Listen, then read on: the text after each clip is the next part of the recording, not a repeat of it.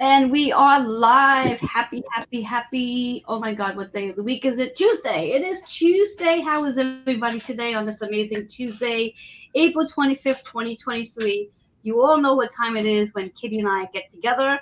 It's time to play, but also it's time to enlighten and teach and help you out with this energy that's coming in, this energy we have right now, as today is titled Retrograde. Very simple, but yet very could be intense for most of us. For those of you who do not know who I am, Joanne Angel Barry Cologne, your certified holistic personal trainer, medical astrologer, creator and card reader, and the founder of Holistic Fitness. And here's my amazing looking deck that's in the box right now, but you can see from the background. And I have with me my amazing, amazing friend and mentor. She's always been my mentor, my teacher that's helped me learn more about astrology. I think I've learned so much about astrology in the last. Let's just call ourselves soul sisters who teach each other stuff. Oh, I like that, but I have to. I do need to. I have to put the crown on you because Oh, I believe, even though you might think I teach you a lot, I believe you teach me a whole lot more because I've learned so much. So I mean, I've learned a lot about astrology in the last 6 months with you. I mean, it's amazing on all the excuse me the shit I've learned in the last 6 months regarding astrology, and I owe it all to you. So thank you. So oh. introduce yourself, Kitty, because you do it best. I am Kitty Budewig Faust of I am your storytelling astrologer of Hero's Journey Storytelling and co-owner of Intuition of the Soul or IOTS, which is a Facebook platform that is free. Anyone to come and explore their own spirituality. We have speakers, we have reports, people share information, all kinds of stuff. And we're here to talk about retrograde. Retrograde. Just break it down for those who might be following us for the first time, might be just new to this journey altogether. Maybe they're being called and knocked on the head a little bit. As my mom used to do to me, she would pull on my hair. She still does in the spirit world to get my attention. So just give a breakdown to what retrogrades mean, just in case some people don't know. So in astrology, um, if when you most of you have seen a wheel, astrological wheel with placements of planets. Planets move counterclockwise, so they technically move backwards. So when you're looking at the placements, one is on the left hand side and it travels through the bottom and around counterclockwise. At the top, um, direction wise, is south, north. It's completely flipped compass rose. And what happens in retrograde is basically the planet in its orbit slows down. And the rest of the world continues to go clockwise. And so, therefore, the planet kind of travels with it. And when it leaves retrograde, it starts its journey again back counterclockwise. So, though it does go backwards, it doesn't really like stop and go backwards. It's more that the universe continues to move clockwise. Um, and so it's a kind of a stationary point, and that comes, it's moving this way, comes to a stop, and then that's why the degrees go backwards. And so what retrograde really means is rather than a planet with whatever archetype, power, energy it's been assigned, usually is coming to you, always comes through you because we are a portal. When it stops, it's literally coming through you. It's asking you to slow down in that energy, take stock of that energy. And sometimes that's a little more difficult. Things like Mars, which is will, is a little bit harder to take stock of because will is kind of an action. Saturn retrograde is a little bit harder because it's about constriction. And so, how do you take stock of the constriction? But it kind of comes through you, wants you to slow down and really understand the energy and information you're receiving through you about that planet. So, right now, Mercury, which retrogrades the most, is asking you to listen to internal communication Look at how you're experiencing, because Mercury rules Gemini, experiencing life. How are you choosing to do that? What is coming through you? What kinds of things can you let go of in that experience and in that communication, or notice, versus it comes to you as an aha? So that's really what the dreaded Mercury retrograde is about. And that's why it affects all these electronics. I was just telling Joanne, um, the portal on my phone died, so it can't be charged. Makes the phone not as useful. So while I'm waiting for my replacement phone, I had to go buy one of the flat chargers. So, and it goes very slow, by the way. Um, and so it slows and deals with our electronics, our travel plans, because it wants us to be traveling through us, take a look at what's going on, those kinds of things. Um, the experience how things are coming through you, and which is really very apropos right now, very powerful, because we're between eclipses, between the solar, which was a doozy of a timeline jump and um, activation, and to this lunar one that's coming, which is in Scorpio, which means we are going to be shifting our comforts and transforming them. So it's taking all these new things and stuff and helping us become even more. So what rises up between us, through us in this 2 weeks is really important. And thank you, Mercury, for entering retrograde to kind of bring some clarity to it. How often do you Yes. hear "Thank you, Mercury retrograde" out of somebody's mouth? Well, funny enough to say, I say that all the time. Every time Mercury goes retrograde, I just thank it. Only because for me, Mercury's in Aquarius on my chart. So when it does go retrograde, doesn't matter what sign it's in, it, believe it or not, slows. I can't even believe I'm saying this. Slows down my overthinking process, Mm-hmm. where I'm not sitting there just over analyzing everything. So I do thank it when it does retrograde. But stepping away from the Mercury retrograde just for a second, coming back to that lunar eclipse in Scorpio, that takes place May 1st or May 5th. May 5th. Yes, I was gonna say, I was hoping that you were gonna say that because I can't Sorry for anybody imagine. who doesn't happen to be, if you're listening to this and not watching, I held up my hand with 5 digits. So yes, it's the 5th. Yes, That's the yes, full yes, moon and the lunar eclipse. yes, and I was hoping you were gonna say that I because have not I couldn't looked at even the imagine. if it's a partial or a total. I have not looked that up. I think it's a total if I'm not mistaken. If Okay. I read it correctly someplace, I read it briefly, so I almost think it's a total eclipse, but I could be wrong. So, and I'm happy to know that the eclipse is taking place on the 5th because again, I believe May 1st we have our Pluto going retrograde. Yes, I think it is May 1st. I did not look it up Yeah, because, would you like me to look it up for sure? you It's can if you like, definitely. As she does that, I'll take on the conversation since she was chatting before, and I was making sure we were live on all our major platforms. So everybody who is watching with us on YouTube, on Twitter, and of course Facebook, please go ahead and say hi to us. Let us know that you're there. Please share it out if you know any of your friends that would benefit from being here with us when we do come together and share insight with each and every one of you. And yeah, when we think about this retrograde energy, it, for me at least, gives me a chance to take time to review, but specifically with this particular Mercury retrograde and the moon's energy has me in the space where I'm really needing to rest my body. Even though, yes, I make sure I get my workouts in, I'm very diligent on that. And it's quite interesting because I guess the last maybe couple of days I've been trying to up my intensity with my workouts, and my body is talking to me. My body's a bit sore than usual, and I always welcome the soreness, but when it gets this intense, it's like, oh my, oh my, oh my. But yes, so what was that date for that? It is Ret- May 1st. It ends October 11th.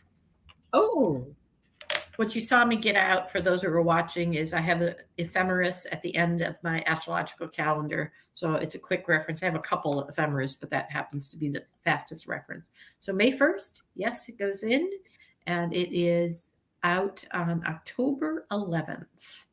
So, by the way, Pluto moves very, very, very slowly. So, what Pluto will do is go back. It's still sitting at zero. It's been at zero since it entered in on March 23rd. Yes. And it will go back not quite, just barely to 27 degrees over that many weeks. And then it will come back forward again, which is why we've been talking about look at your placements in your chart. Because Pluto is kind of going over these same degrees, and then it will enter zero again, and it will stay at zero up till about 4 degrees, not quite, before it does another brief backtrack.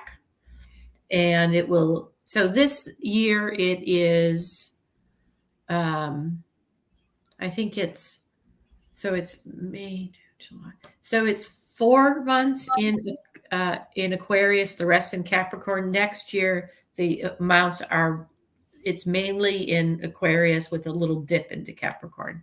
And then in 2025, it will stay in Aquarius then until 2043. Did everybody get that? Because I totally like went like, what? So, Kitty, for students like myself that just went like what did she just say? Repeat that and do it a little slower because I'm going to take notes. What I'm saying is that, so Pluto in Aquarius only stays until June 11th. And then because it's going retrograde, it will dip back into those last degrees of Capricorn. And that is important because we've reset the karma of the vision.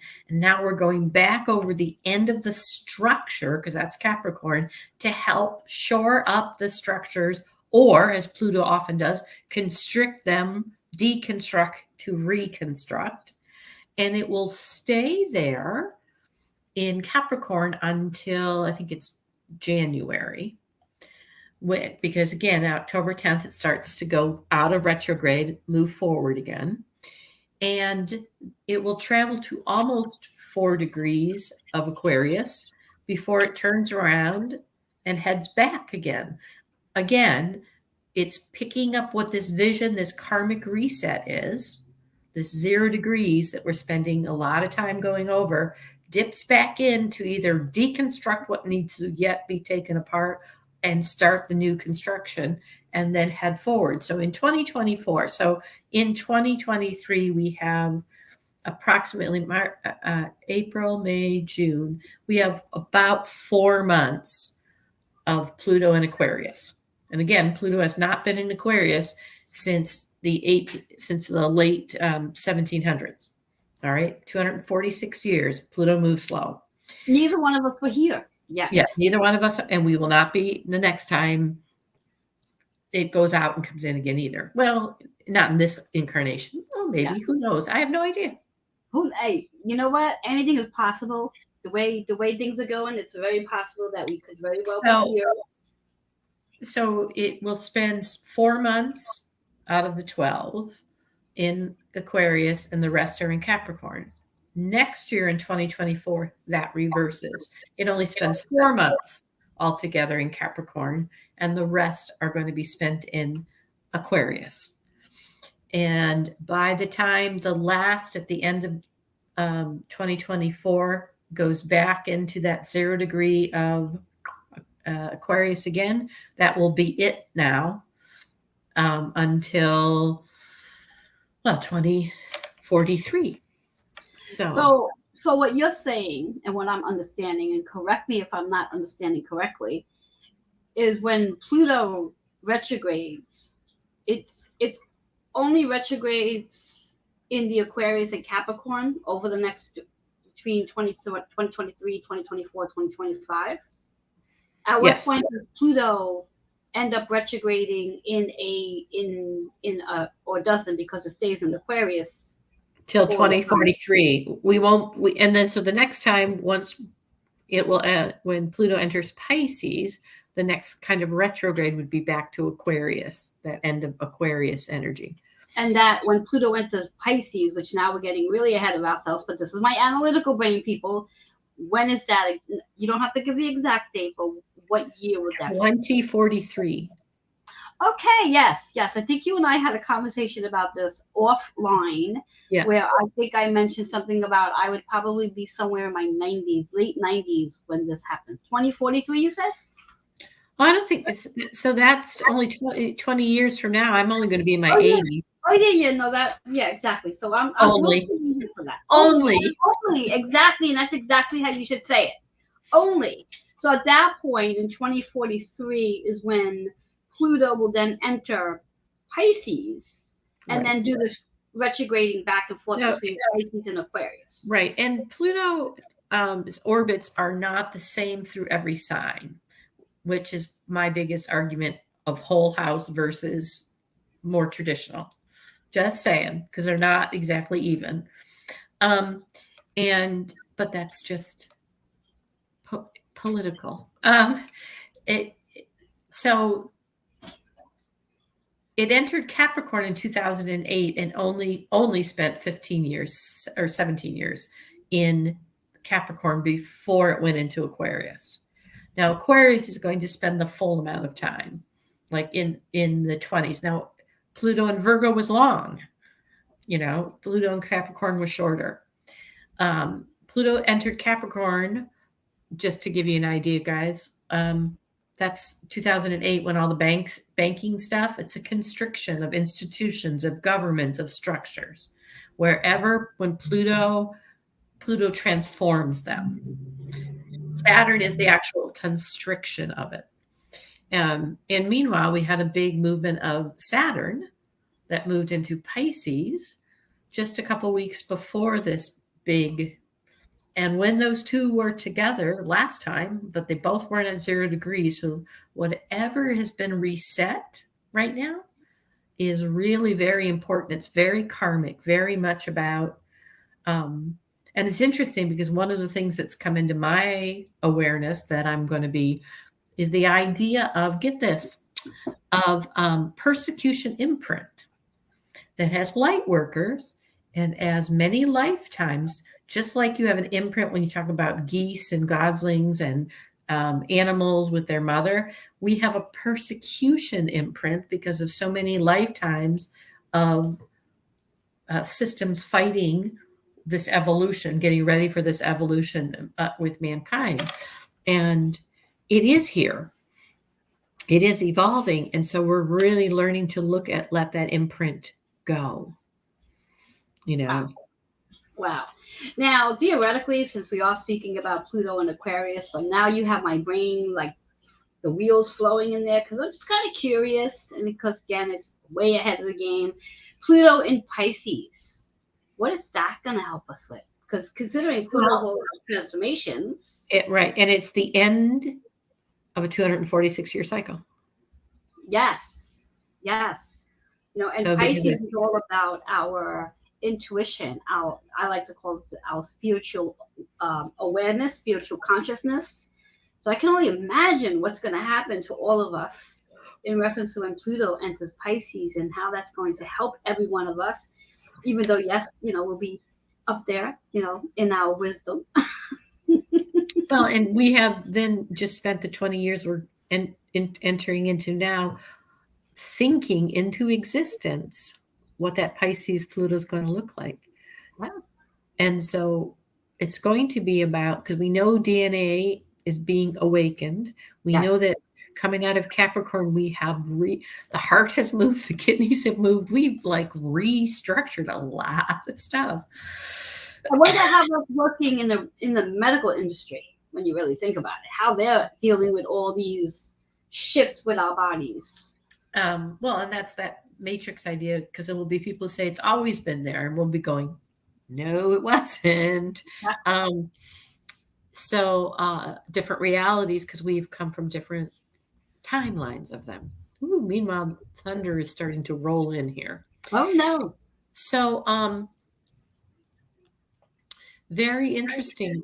It's very interesting to think about that. So, if that's one reason why it's really important as light workers to look at things like persecution imprint, to look at how do we, in this time of thinking, Pluto being transformation of the thinking, of the vision, revolutionary, really pushing us outside of where we are. And right now with Pisces, it still is also that revolutionary energy. It's the energy of the 60s, Saturn in Pisces. Um, and what will it mean? I think it's going to mean that we've awoken this DNA and we're going to literally be, we already know that we're starting to be able to move the body in and out of these different levels of consciousness. We kind of opened a portal to start to experiment with it, which is part of the reason we're tired, all of those things. That seriously just happened, like in March. And CERN has open portals and they're talking about more and more. So it really may be that imagination is really able to travel and be much more light beings, be much more of what the dream of how human beings can evolve in all of this. So Sounds like a whole lot of fun this Pluto retrograde is going to bring in for every one of us to prepare us. And also, just another fun fact with this Pluto retrograde for those who are interested, because I know I always get excited about this stuff. As the retrogrades, and especially as it moves back into Capricorn, it's going to help us really review from now to 2008. So, all that energy going back, what was going on in your life at that time, what has changed, what have you learned, what have you let go of. And I always believe it's a really good idea to review this because it reminds us of the things that we were actually able to accomplish. Because I know for me, especially at the end of the year, I always do a review of everything I've done in the course of 365 days, what I've completed, to sort of pat myself on the shoulder and say, good job. Because who the hell else is going to say it to me except me? And if you can't hoot your own horn, there's a problem. So during this retrograde period, it's an opportunity. So I recommend getting yourself a beautiful journal so you can start journaling once Pluto starts this retrograde period, especially once it hooks back into Capricorn, and start reviewing what's been going on in your life. What have you transformed from? Who are you now compared to who you were? And this will give you the encouragement to know that there's so much more ahead and who you are actually becoming, because it doesn't stop here. We're constantly evolving, as Katie says. We're constantly evolving. And because we are evolving, this chapter that we're in right now is not a permanent chapter. And I tell myself, I've been telling myself this for the last 7 months, that this chapter that I'm having a lot of resistance with, I was just telling my therapist this today, that I'm just really not digesting this chapter very well. And it's making me very irritable. But I keep reminding myself that this chapter shall change very soon. well, and these are the things that are rising up for you to look at. That's exactly what's supposed to happen. The things that we may have hidden or made ourselves okay with. It's almost so just like the imprinting, the persecution imprinting, putting it in front of us and saying, is this really what you want to take into this next imagination? Everything around here that I'm looking at, my phone, the chargers, this computer, all of this was all somebody's imagination at one time. Exactly. Exactly. And so this is us being able to push that vision because we have a lot of the technology and we're realizing, especially as we look at ancient studies, that the body is a technology that we're just coming around to. And, it's very interesting about, we're supposed to be talking about retrograde, but this is all part of it because when everything goes into retrograde, remember that transformation now is about internal transformation. You got all this information from external transformation. Now, how do I change inside to match what I want to, again, create and bring to me outside? Very interesting because in the next 3 years, all of these outer planets, which are our bigger collective energy, You know, our personal energy for communication is Mercury, but our more expressive collective is Uranus. So all of them are entering into a male placement. So it's either going to be, and then that's air and fire. So that means it's going to be sparking. The internet itself is in its Saturn return. And so, what is this going to mean as each of these planets move retrograde again? Because we have a retrograde season coming where we're redoing this. And that's what retrogrades are redoing, Mm-hmm. reviewing, reseeing, recommunicating, retaking a stand, reboundary, whatever. It's a review, review. Definitely, it is a review, and it it reminds me, as you say, the review, and a reminder as well, where I am so very comfortable. Well, I'm going to rephrase that. I was so very comfortable where I was 7 months ago.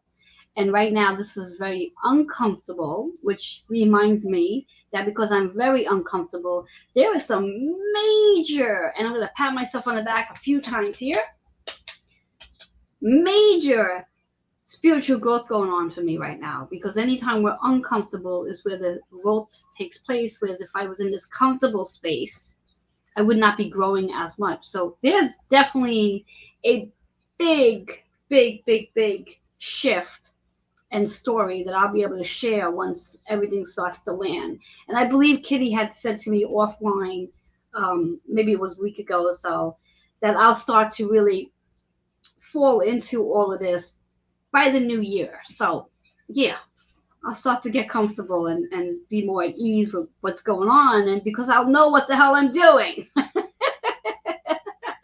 or or you will have evolved so you'll know that that's what you're doing. Yeah, Yeah. exactly. That I'm not sitting there because again, and it's so funny you just said that because what just went into my mind was, well, what I am focused on is what's growing. So because I'm so focused on it not here yet, guess what? It's not here yet. So how about we help me redirect my focus and know that everything is exactly how it needs to be. I'm exactly where I need to be. I get to enjoy my naps, which I had one today. It was so delicious. So, are you ready to pull some cards, or you have more to say about our Pluto retrograde? No, I'm going to pull. I actually have my cards, but I'm going to pull my the energy. Now, I'm going to ask about, because I know that what's really important right now from April 20th through May 20th, because the placements and the lunar eclipse and coming out of all of that is, and Mars out of bounds, which means Mars is kind of willy-nilly doing what it thinks it's supposed to be doing, is compassion. And it starts with self-compassion. So, okay, I got two energies for this coming month. Of course. Of course. What are they? Starts and balance. What's the first one? Starting, Aries. Oh, okay. Thank you.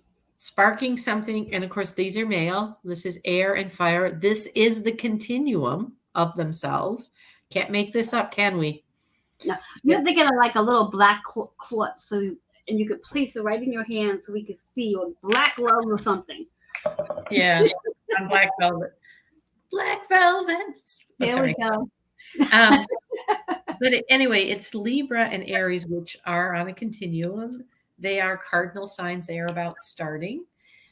They are about balance in the beginning. That's what it's all about, is how do I maintain balance when I'm starting things too, and justice. And that is kind of how to get to compassion. Okay, I'm starting things. How do I balance that in my everyday without getting overly focused? And that's going to be our next North and South Node as of July 18th. So Exactly. And I think the card I just pulled goes nicely with those two, especially the Aries, which is all about our solar plex energy, trusting and success. And yes, we will all be experiencing success as we go through all of these retrogrades and get ourselves ready for the North and South nodes to transition into their next placement. That 8 energy very aligned with our Scorpio full moon that's coming in, and our Pluto energy as well. So it is really about what can you let go of. What, not so much about what you want to let go of. This is about what can. It's about what can you let go of. It's not wanting, it's not needing. What can you let go of? What are you willing to say, I don't need this anymore. It doesn't serve me. No matter what it is. And if it's something that has sentimental value, sentimental value to, take a darn picture of it and put that picture in a frame if need be, and place that someplace if need be, or just stick it in your phone and you can come back and look at it in your gallery. The less stuff you have around you, the more you're going to feel lighter in your own energy, and you'll be able to make really good decisions. And as I say that, I also hear maybe not to put in your gallery on your phone. You might want to put it somewhere in your computer that has a large storage space, because you don't want to clog up your computer space neither, for that matter. So that 8 is very powerful in reference to abundance, more harmony, as Kitty's word is self-compassion. So trusting, and this is a message really for me, but I'm hearing to share it out for you as well. Trusting that where you are is exactly where you need to be. Don't rush it. Don't push it away. Don't wish it someplace else. Be right where you are. Learn from what it is you're needing to learn in this, because when this part of your chapter is over, you'll be able to come back and review everything you have learned. So if you're trying to rush through it, you're not going to be able to come back and take and look at your notes properly. So trust that you're exactly where you need to be on your journey right now, and that every chapter is just a journey. It may feel like forever, but it's only a really tiny period of your time, and it's taking you to where you have to go. So I like that card. Yes. Well, and this compassion is the very interestingly learning that it is the frequency that releases karma. You know, being able to see compassion for yourself, which, I mean, literally, the clearing that the gentleman I attended in this was standing outside yourself and saying, I'm sorry that you felt like you were never listened to. I'm sorry that you were hurt because you were trying to share truths. But literally being from the outside of yourself, compassion, and that allows you the distance from the old imprint that there wasn't anybody there, or that you weren't taken care of, you weren't rescued, you were persecuted. And it's interesting because listen to what people say. How many times do you hear them say, it makes me? Try to remove that. It doesn't make you do anything. You make me. Exactly. It's the same thing when people talk about people. That person made me feel this way. No, nobody can make you feel any way. And in another way of looking at it is, the minute you suggest that someone makes you feel a way, you give your power away. So it's about re-owning your own power and recognizing that. You give your power away because you deny that you had a reaction. Yeah, exactly. And the reaction is just a reminder that there's something there for you to review. Right. That's all the reaction is about. That's why I don't use the word trigger, because there was something about that was in the same family of he made me, it triggered me. Somehow that isn't me. Versus if I say it activated me, then it feels like I'm empowering myself to do something. Exactly. And the card that goes very nicely with that, self-love. Yeah. Self-love. Something we all. Yeah. Go ahead. Is it 78 or 73? 73 works perfectly with our Pluto Capricorn retrograde energy, giving us time to explore, rediscover, review where you can have more self-love. Because it is an internal job. It's no one else's job to make you feel loved. It's Right. your job to step in and feel loved. And what does that include for you? How can you love on you more? And again, as I said before, whatever it is you're focused on is what's going to show up in your reality. So focus on that love, however that looks for you. If you need to go out and get yourself a beautiful bouquet of flowers, or go walk out in nature, or go find yourself some beautiful rocks or shells or whatever for self love, do just that. Work on that root chakra so you can feel more grounded in your own energy, and that you love on yourself so much that receiving love from somebody else is just a bonus. It's just the bonus because you love on yourself so much that it's just a bonus. Plus, loving on yourself so much makes receiving love a lot easier because you're willing to receive your own love. Well, and it's interesting because what I pulled out with it, and I tried to only pull one and they came together, is Cancer, which is nurturing the love. That is what it is. But it's nurturing the love of your truths and accepting who you are.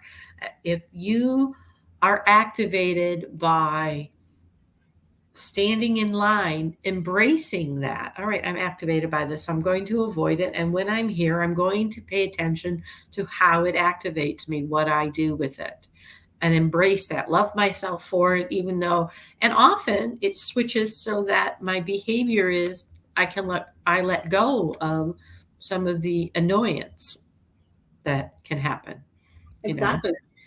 And again, take every experience that you have, whether, if you are being activated by something, take it as a learning lesson and ask Yes. yourself, what can I learn from this experience at this very moment that I am being activated?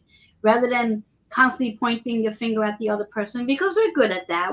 It's easier to blame somebody else for it than to turn around and sit back and say, oh, how did I play a role in this situation? Or the other extreme, I caused this. I'm just a bad human being, or let me console and say, I'm sorry I did this to you. No, they reacted too. So it's both, Exactly. It's both, either which is extreme. exactly, which is why we have to, each and every one of us have to own our part in it. There's no Hmm. need for sorry, I did this to you. No, you didn't do anything to anyone. The same Right. way no one did anything to you. There was an experience, there was a lesson, and there was something there that needed to show up for both parties involved to Right. learn something. And if we And can all move into that mindset, wow, I think people can really fall in love with themselves because there's no longer a need to hold on to the anger, the resentment, the revenge that people hold on to. or the other piece of that is not taking responsibility. It's always somebody else. And sometimes I do make a mistake, it offends someone, and what I have is empathy, understanding that this probably bothered you, and I might have been able to make a different choice. I'm aware of that now. Thank you for the lesson. I don't have to deny that I did it. I don't have to be mad at myself. And even if I did it on purpose, like if I'm in a bad mood and I snap at somebody, then I can say, you know what, I'm sorry, I want to do something different next time. And in every moment we have that ability to, and to decide that. And when it is somebody else and they're activating, what is it I'm here to learn? It might just be I'm learning to walk away from this kind of stuff. Yeah, yes, exactly. Because unfortunately, there are people out there that don't take responsibility for their part of whatever it was, and they will constantly keep, the word I like to use is barking. They will keep barking and barking and barking. You have that right to decide, you know what? I don't want to listen to the barking anymore. So you can choose to walk away from the barking. So Yes, you do you not can. have to be involved with it anymore. It's just that simple. That's another play of self love. It All really right, is. do you want to pull one more, or we're good? What do you want I to do? think I think I'm good. You think I should pull one more? Yeah, pull one. That was kind of my departing energy, was Cancer and Sagittarius, nurturing the truths about ourselves in that self-love and that compassion. I can become kinder to myself and help myself change my behavior, and then I can also own the responsibility of when I need to do that. And part of that helps me not make decisions from places of anger and sadness, always getting that little bit of discernment to stand back. So, So I have a question. Let's see how good you remember. So our recent card was 73, which was 10. Yes. The first card was, I believe, 8, Yes. which was associated with the solar plex. The second, the other one was root chakra. So this is literally perfectly aligned with everything we just spoke about because it's confirmation. Our last card is 9. So we have 8, 9, and 10, and it's Yes. about completion. And that's what this exactly is about. This energy is helping us to transform, complete, end things that do not need to go with us as we move into our next chapter of our life. Yes. So I perfect love ending. that. Perfect ending. Perfect ending. And working on that sacral energy till you can step into the confidence of being able to end things without the worry or the doubts or the insecurities. Just the confidence. Love Yeah. that. Love that. Perfect ending. Perfect. So like always, Kitty and I always have fun coming together to share Yep. with you guys the insight. And I'm sure we will be back again. If not this week, definitely next week. Till next time, I wish you an amazing rest of tonight, Tuesday, and enjoy this energy as we slowly end April. This is what, the 25th already? What do we have? Another 5 days, 6 days? It's a 30-day month. Sunday. Yes. Sunday is the last day of April. Sunday shift. There we So, go. Then we get ready for May. Woohoo! That 5 energy. We'll talk about that as we get there. oh, especially since this, do you realize this lunar eclipse is on a portal 5-5? I can't make this shit up when we try. No. I tell ya, we'll be back then. Yes, Till we then, will. guys. Have All a right. good night, everyone. Take care. Or good day Bye. wherever you are in the world.